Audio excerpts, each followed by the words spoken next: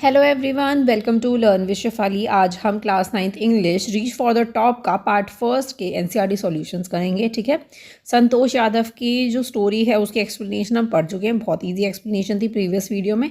अगर आपने नहीं देखी हो तो ऊपर आई बटन में आपको लिंक मिल जाएगा, यहाँ आप प्लेलिस्ट सेक्शन में जाके देख सकते हैं। ठीक है, थिंकिंग अबाउट द टेक्स्ट का क्वेश्चन करेंगे। फर्स्ट है आंसर दीज क्वेश्चन इन 1 और 2 सेंटेंस ईच। ठीक है, 1 और 2 सेंटेंसेस में आपको इसके आंसर्स देने हैं। Why was the holy man who gave Santosh mother his blessing surprised? तो होली मैन ने जो ब्लेसिंग दी थी संतोष की मदर को, वो उनके लिए सरप्राइजिंग क्यों था? आखिर देखो, उस टाइम पे क्या था, सन को एज अ ब्लेसिंग माना जाता था और डॉटर का जनरली वेलकम नहीं होता था। तो इसीलिए होली मैन ने सोचा इनको भी लड़का चाहिए, सन चाहिए, तो उसने उसकी blessing the.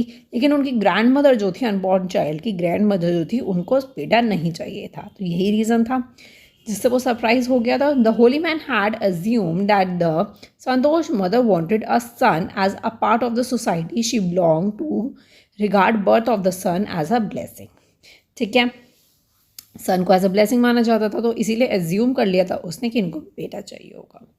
However, he was surprised when the unborn child grandmother told him that they did not want a son. उनको बेटा नहीं चाहिए, तो इसीलिए वो बहुत सरप्राइज हो गया था।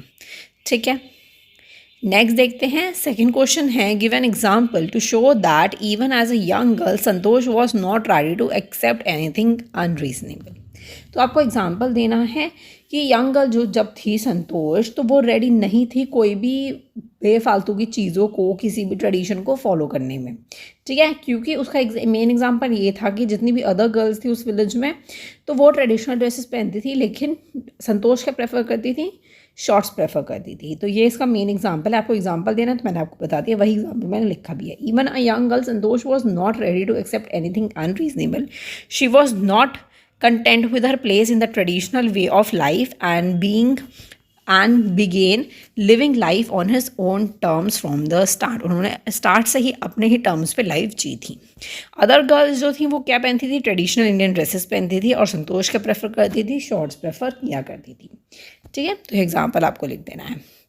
Next is why was a Santosh send to the local school. Local school में उन्हें क्यों भेजा गया था? क्योंकि एज अ कस्टम उन्हें फॉलो करना था उनकी फैमिली को, इसीलिए उन्होंने लोकल स्कूल में भेजा था। लेकिन उनकी फैमिली एक रिच लैंडलॉर्ड थे, वो चाहते तो दिल्ली के हाई सबसे बड़े स्कूल में भेज सकते थे।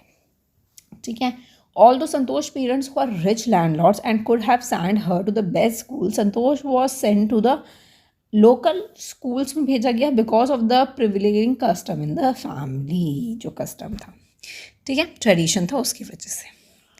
When did she leave home for the Delhi and why? When she turned 16 and was under pressure to get married. ठीक है, वो इस मैरिड में प्रेशर था उनके ऊपर कि वो भी शादी कर ले जैसे कि अदर गर्ल्स करती है। Santosh and her parents that she would never marry if she did not get a proper education, अगर उन्हें नहीं मिली तो इसी वजह से उन्होंने घर को छोड़ा और एनरोल किया कहाँ पे, स्कूल इन दिल्ली में, आगे की एजुकेशन के लिए। ठीक है, तो बहुत इजी आंसर्स है, बहुत इजी क्वेश्चन अगर आपको स्टोरी पता है तो। नेक्स्ट देखते हैं, why did the Santosh parents agree to pay for her schooling in Delhi? What mental qualities of Santosh are brought into the light by this incident? तो इस इंसिडेंट से उनकी क्वालिटीज़ भी बतानी है, मेंटल क्वालिटीज़। ठीक है, संतोष के पेरेंट्स क्यों एग्री हो गए थे? क्योंकि संतोष के पास एक प्लान था कि वो पार्ट टाइम जॉब कर लेंगी, ठीक है, तब वो स्कूल की फ़ीस पे करेंगे। तो यही सुन के संतोष के पेरेंट्स ने एग्री कर लिया था। ठीक है, when Santosh parents refused to pay for the schooling in the Delhi, she informed that of her alternate plans of working part time in order to pay her school fees. ठीक है, पहले refuse कर दिया था, फिर accept कर लिया था। Then eventually her parents agreed to pay for the school education. This incident shows that the Santosh was a strong-headed and determined girl who knew her way towards her goal. ठीक है, यहाँ आप गोल रख सकते हो, टूवर्ड्स गोल। ठीक है, तो ये इंसिडेंट यही बताना है कि वो कितनी डिटरमाइंड और स्ट्रॉन्ग हेडेड गर्ल थी। आगे देखते हैं, answer each of these questions in the short paragraph in 30 words में आपको लिखने हैं इनके answers. How did Santosh begin to climb mountains? उन्होंने कैसे शुरुआत की थी? सबसे पहले आरावली हिल्स में उन्होंने क्लाइंब किया था माउंटेन। ठीक है, हिल्स वहाँ पे गई थी वो। तो वहाँ पे कैसे कैसे गई थी? Santosh begin to climb mountain when she met some mountaineers से मिली थी इन अरावली हिल्स में। तो वहाँ पे Aravalli means after she had seen villagers from her room से वो देखती थी। ठीक है, कौन से रूम से? दैट इज़ कस्तूरबा हॉस्टल इन महारानी कॉलेज, ठीक है, जयपुर। तो वो क्रॉस करती हुई हिल्स को देखती थी और वो डिसअपेयर हो जाते थे और वो यही सोचती थी कि डिसअपेयर कहाँ हुए, इसीलिए वो एक दिन उन्होंने डिसाइड किया कि मैं वहाँ पे जाऊँगी। ठीक है, तो संतोष ने सेव किए मनी और उन्होंने कहाँ पे अनरोल कर लिया था? Uttarkashi Nehru institute of mountaineering में। ठीक है, उनका जो सेमेस्टर था वो अप्रैल में ख़त्म होने वाला था, लेकिन किसी वजह से मई में ख़त्म हुआ, इसीलिए वो घर नहीं जा पाई थी। याद आ गया? तो in the college headed straight for the institute to be able to reach for her training in time. ठीक है, उसके बाद वो स्ट्रेट वहाँ चली गई थी। Next is what incident during the Everest expedition shows the Santosh concern for her teammates. तो कौन सा इंसिडेंट है जिससे संतोष का कंसर्न पता चलता है टीममेट्स के लिए? ठीक है, during the Everest mission Santosh shows immense concern for her fellow climbers. देखो, वो बहुत अच्छी पर्सन थी, तो इसीलिए वो बहुत ज़्यादा केयर भी करती थी उनके साथ जितने भी लोग थे। ठीक है, वो किसी एक बंदे की लाइफ सेव नहीं कर पाई थी, लेकिन दूसरा जो क्लाइंबर था, other climber that is Mohan से उनकी लाइफ वो सेव कर पाई थी। ठीक है, ऑक्सीजन को शेयर किया था उन्होंने। ठीक है, तो ये आपको आंसर में लिखना है। What shows her concern for the environment. अब इन्वायरमेंट का कंसर्न आपको बताना ही, जब चैप्टर के बिल्कुल लास्ट में लिखा है, वो 500 किलोग्राम का गार्बेज लेकर आई थी हिमालय से। ठीक है, तो संतोष was a fervent, courageous environmentalist. The intents where she collected and brought down the 500 kilogram of garbage from the Himalayas.